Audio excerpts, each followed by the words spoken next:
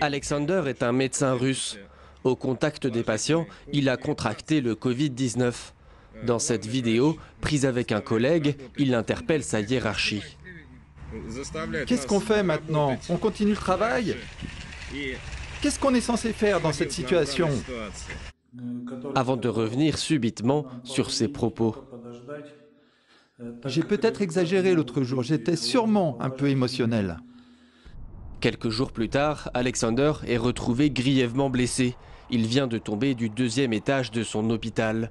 Un accident, disent les autorités, une tentative de suicide, affirment ses proches.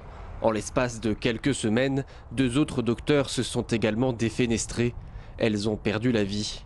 De nombreux médecins évoquent des pressions internes. Ils dénoncent des conditions de travail inhumaines et un manque cruel d'équipement.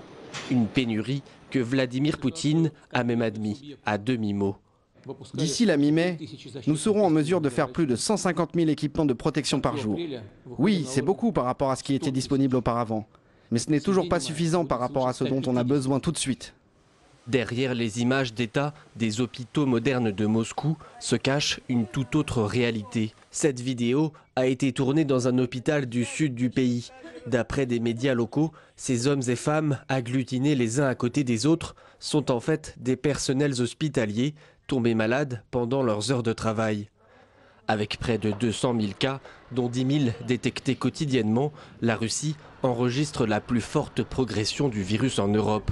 Et les médecins russes le savent, ils sont en train de payer le prix fort de ce combat. Lancée il y a seulement 2 semaines, cette liste répertorie chaque médecin mort du coronavirus.